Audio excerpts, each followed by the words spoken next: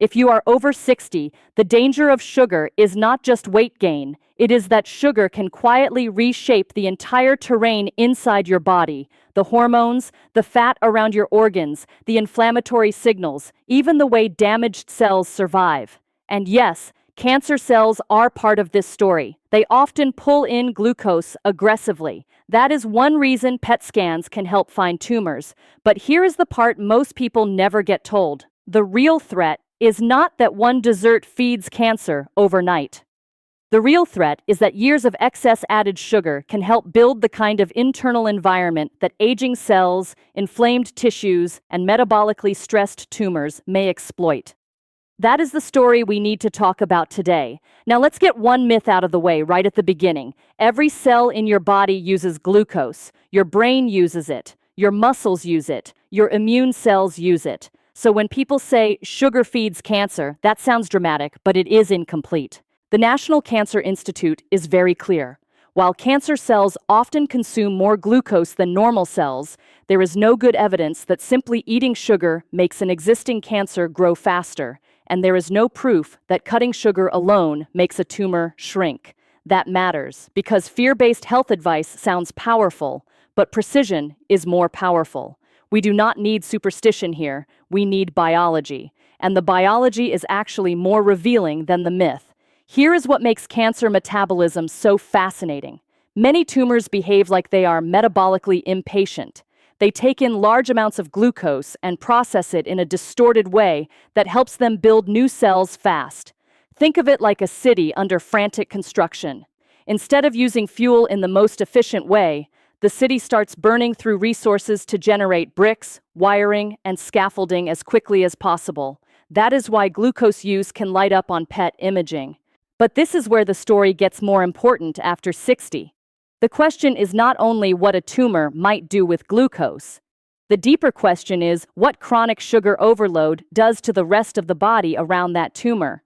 The bloodstream, the liver, the fat tissue, the insulin system, and the inflammatory environment. And after 60, sugar hits a different body than it did at 25. You may have less muscle mass than you used to. You may move less than you once did. You may carry more fat around the abdomen, even if your weight has not changed dramatically. Older adults are also more vulnerable to insulin resistance, and the NIDDK notes that advancing age is linked to insulin resistance through a combination of adiposity, sarcopenia, meaning age-related muscle loss, and physical inactivity. That matters because muscle is one of the body's biggest sites for clearing glucose out of the bloodstream. So when muscle shrinks and inactivity rises, sugar has fewer places to go efficiently. The result is often bigger spikes, more insulin demand, and more metabolic wear and tear. This is where insulin enters the picture, and this may be the most overlooked part of the entire conversation. Insulin is the hormone that acts like a key, helping move glucose out of the blood and into cells. But when your body is hit over and over with large sugar loads, especially in a low-fiber, low-protein, ultra-processed form, cells can become less responsive to insulin signal. That is insulin resistance. Now, the pancreas has to release more insulin to do the same job, and high insulin is not a trivial side issue. It is a sign that the whole metabolic traffic system is under strain. Blood sugar stays higher. Fat storage becomes easier. Hunger and cravings can intensify. And over time, that pattern is strongly linked to type 2 diabetes and broader chronic disease risk. But that is only part of the story. Because insulin resistance does not stay politely confined to your blood sugar lab value. It spills outward. It changes where fat gets stored. It drives more fat into the liver. It makes it easier to accumulate visceral fat, the dangerous fat packed around the organs. And visceral fat is not quiet storage. It is biologically active. It releases inflammatory signals and contributes to a low oxygen, low-grade inflammatory state that can keep the body stuck in repair mode. MD Anderson describes this visceral fat environment as one that can trigger inflammation and worsen insulin resistance, while higher insulin levels may also promote faster cell growth signaling. That does not mean sugar directly creates cancer in a straight line. It means chronic metabolic dysfunction can create a body that is easier to damage. And this is where the conversation becomes especially urgent for older adults. Aging itself is already associated with what researchers call inflammaging, chronic, sterile, low-grade inflammation. That does not mean the body is infected. It means the immune system is humming at a low, harmful simmer for years.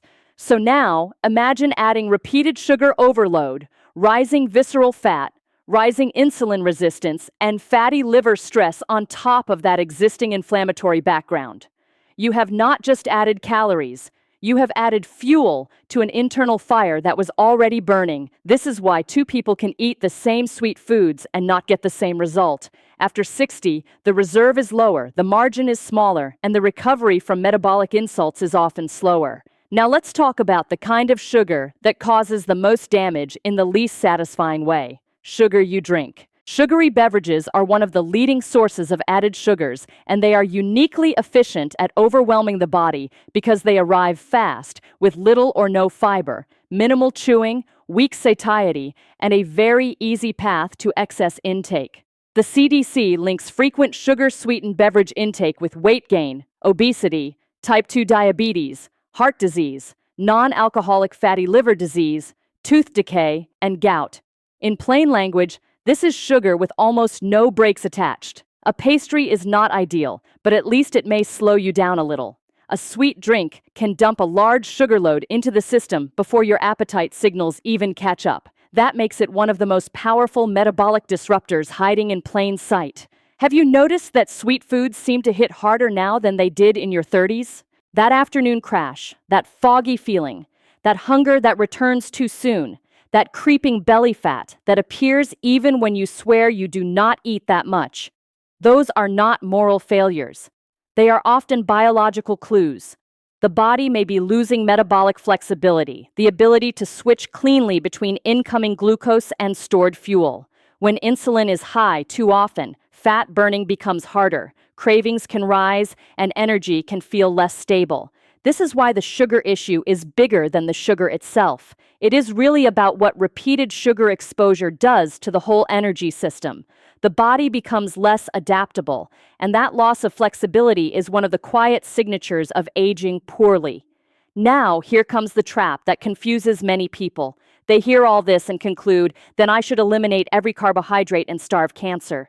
But the body does not work that way. Your liver can make glucose even when you are not eating it, because some tissues still need it.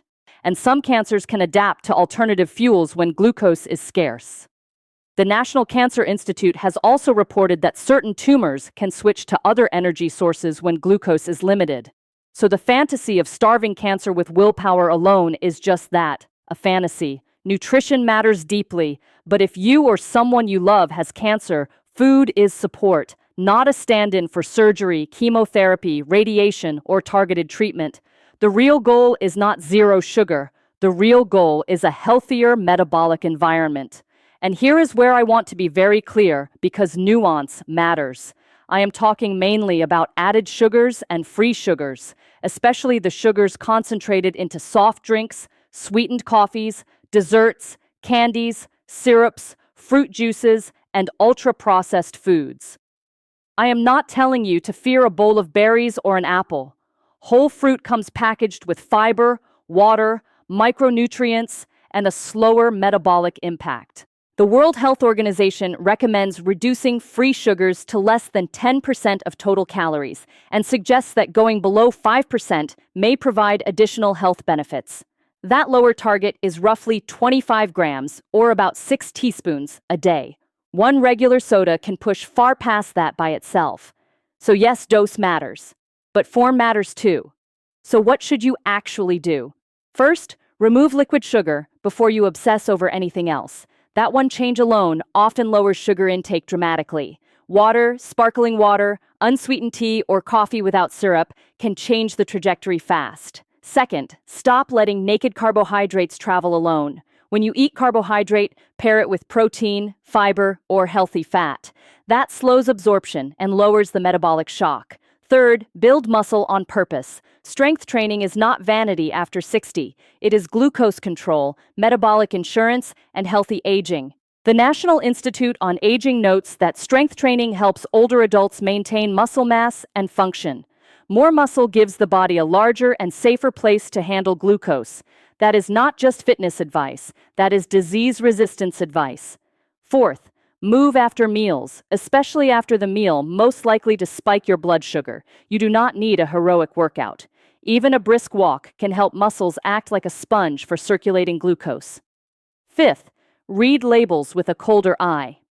Added sugar hides in places people do not expect.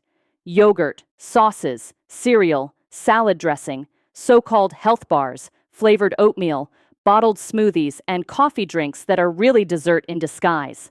Sixth, protect your sleep, because short sleep can intensify insulin resistance and cravings.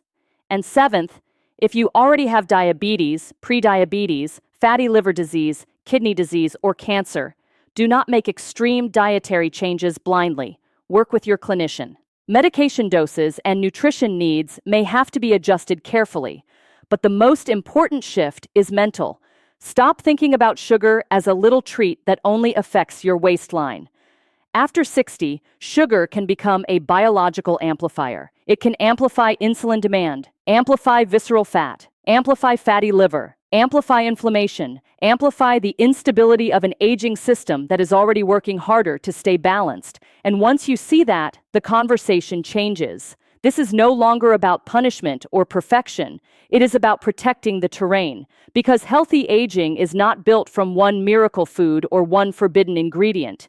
It is built from thousands of small signals your body receives every day, and sugar is one of the loudest signals of all. So let me leave you with the truth in one sentence. Sugar does not act like a magic on switch for cancer, and cutting sugar alone does not cure it, but chronically high added sugar can help create the metabolic chaos that makes the body more inflamed, more insulin resistant, more fragile, and in many cases more vulnerable to disease as we age.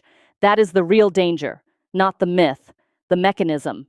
If this helped you see sugar differently, tell me in the comments. What is the hardest sugar habit for you to break after 60? Soda, desserts, sweet coffee, or hidden sugar in everyday foods? And if you want more evidence-based health guidance in plain English, subscribe and share this with someone who still thinks sugar is just empty calories.